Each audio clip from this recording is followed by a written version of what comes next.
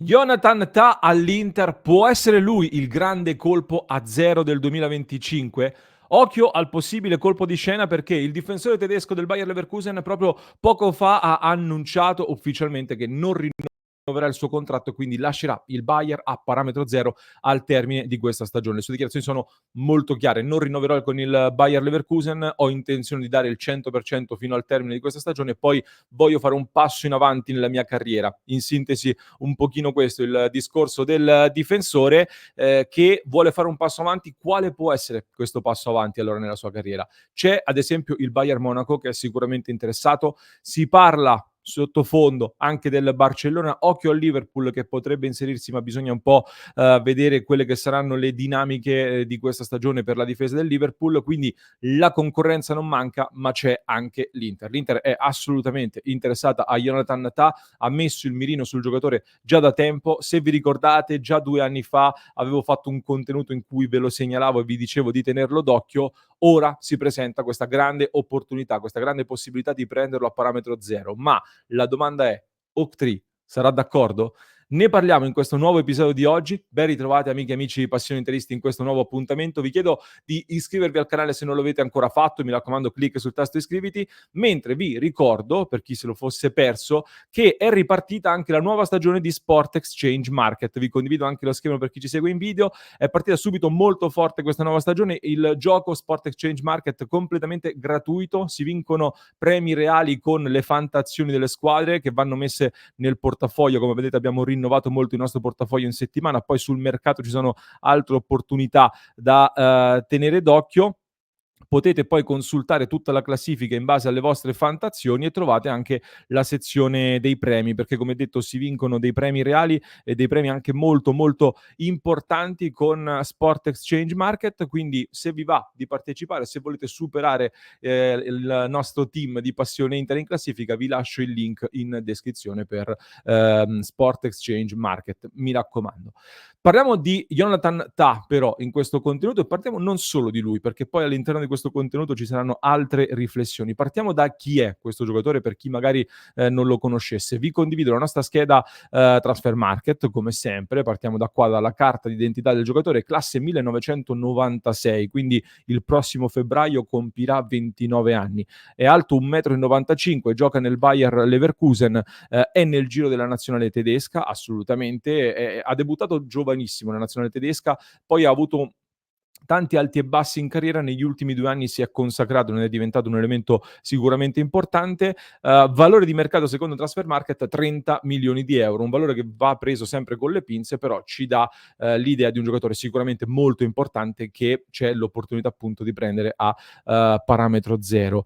In carriera ha giocato sempre in Germania, diciamo che è passato soprattutto per l'Amburgo che lo ha formato, poi nel 2015 è passato al Bayer Leverkusen. È un difensore di piede destro che, come vi accennavo, godeva di una grandissima considerazione fin da giovanissimo. Poi ha faticato a trovare quella giusta continuità o almeno ad arrivare al livello successivo che ci si poteva aspettare viste le sue doti fisiche e atletiche, e quindi è esploso un pochino più tardi del previsto. È esploso soprattutto quando dalla difesa a 4 dove lui giocava sul centrodestra, con l'arrivo di Xabi Alonso il Bayer Leverkusen si è ricalibrato sulla difesa a 3 e lì diciamo che la sua carriera ha svoltato, ha trovato la continuità giusta nel rendimento ed è poi esploso in questi ultimi anni al Bayer Leverkusen, come è esploso un po' tutto il Bayer Leverkusen, bisogna dire. Vi mostro velocemente anche la heatmap di questo giocatore, come si muove sul campo, diciamo così. Ve lo spostiamo sulla Bundesliga.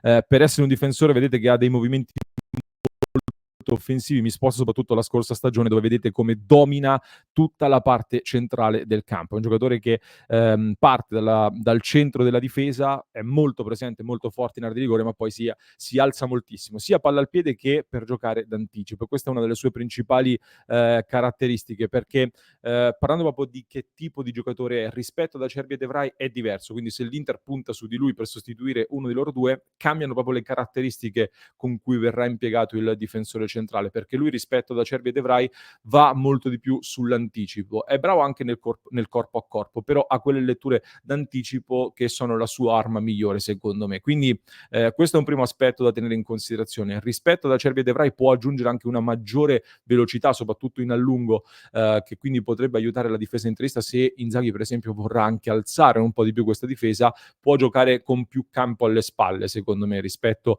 ai nostri difensori attualmente al centro della difesa.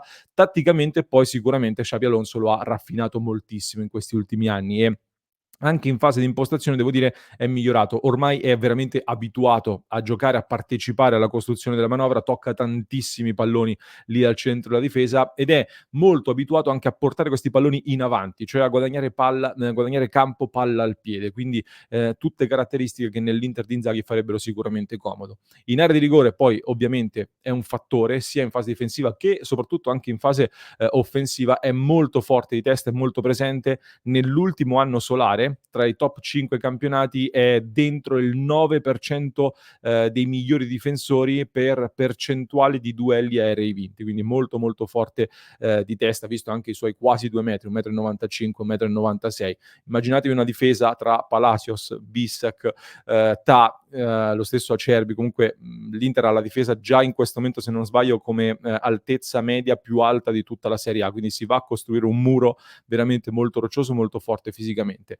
La domanda però con cui volevamo lanciare un po' una sorta di provocazione è: Oaktree sarebbe eventualmente d'accordo con questo tipo di colpo, visto che se ne sta parlando molto anche dalla scorsa estate, dopo quello che è successo durante la scorsa estate? Perché allora, sulle abilità, secondo me, di questo giocatore ci sono pochi dubbi. È diventato ormai davvero un difensore da top squadra europea e pur con qualche limite sicuramente ancora da lavorare, però è pronto al salto in un club di fascia ancora più alta rispetto al Bayer Leverkusen. Quindi tecnicamente secondo me sarebbe un grande colpo. Io dicevo 2 anni fa, come sapete su Passione Inter facciamo sempre dei contenuti in cui utilizzo una specie di algoritmo che mi sono creato da solo, in cui parto nella mia ricerca da oltre 200-300 difensori, 300 centrocampisti, attaccanti, eccetera, in base a quello che ci serve, fino ad arrivare al miglior giocatore possibile secondo i dati che potrebbe far comodo all'Inter. E a marzo 2022 per sostituire De Vrij, secondo questo mio ragionamento che avevo fatto con questi dati,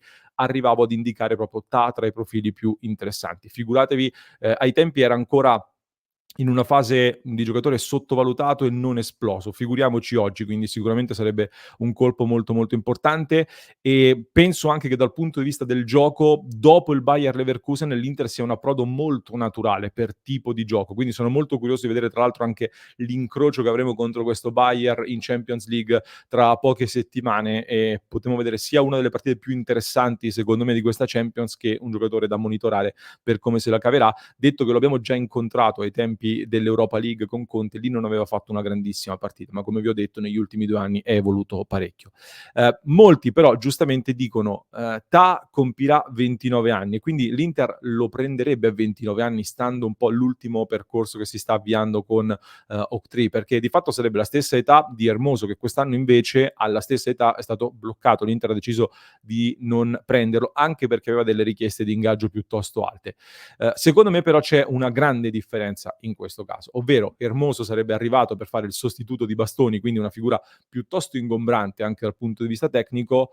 Ta di fatto sarebbe il titolare, per cui anche se non giovanissimo, ma è intanto comunque più giovane di Acerbi e De Vrij, ma soprattutto avrebbe uno status ed un ruolo differente. Quindi secondo me qui lo scenario cambia molto tra Hermoso e Ta, per quello che vi sto dicendo. Per cui, allora se ci fosse stato il decreto crescita ancora e con la vecchia proprietà, non avrei avuto praticamente dubbi sul fatto che l'Inter sarebbe andato a prendere Ta, alle vecchie condizioni, diciamo 2 anni fa, 1 anno e mezzo fa. Ora qualche ragionamento in più sicuramente c'è da fare.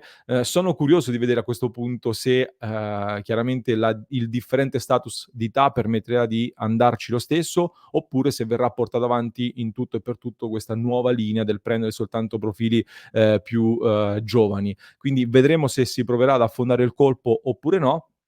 può valere per Ta, ma può valere anche per altri giocatori anche in altri reparti, perché poi di profili a parametro zero ne abbiamo parlato più volte in queste settimane, ce ne sono tanti di profili veramente, veramente interessanti. Il nome più chiacchierato è in assoluto quello di Jonathan David.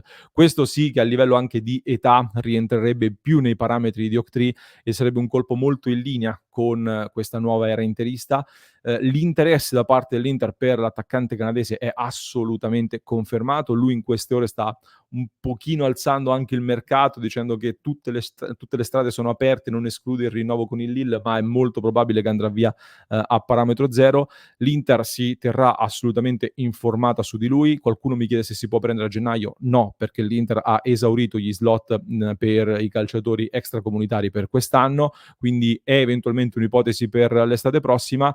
L'Inter c'è una forte concorrenza, per certi versi mi ricorda un pochino la situazione Onana, quindi per l'Inter sarà importante eventualmente portarsi avanti nei contatti col giocatore in questa fase, quindi giocare d'anticipo rispetto alle altre. Poi è chiaro che nell'Inter avrebbe uno status non da titolarissimo, assolutamente in questo momento, quindi se arrivano altre squadre di alto livello che gli garantiscono il posto da titolare, potrebbe essere più tentato. Però occhio perché l'Inter c'è.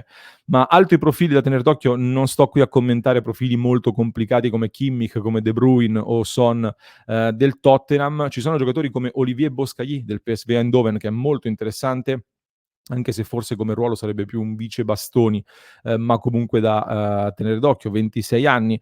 C'è Walker Peters, un esterno che avevamo seguito e segnalato come possibile erede di Dumfries in un nostro contenuto che abbiamo fatto qualche settimana fa. Non torno su Dybala, ma ci sono tanti altri profili. Abbiamo fatto anche un contenuto sul nostro sito passioninter.com. Danilo Döcchi, un altro dei profili fortemente accostati all'Inter dell'Union Berlino. Lui sì che è più giovane, quindi potrebbe essere un'idea differente da questo punto di vista, e via via poi ci sono tanti altri profili, tanti altri nomi sicuramente molto, molto interessanti. Però come opportunità zero ce ne sono tanti, ma allo stesso tempo, diciamo, la provocazione, comunque la considerazione finale con cui vorrei andare in chiusura è: siamo così sicuri che effettivamente l'Inter andrà a fare per forza dei colpi a zero l'anno prossimo?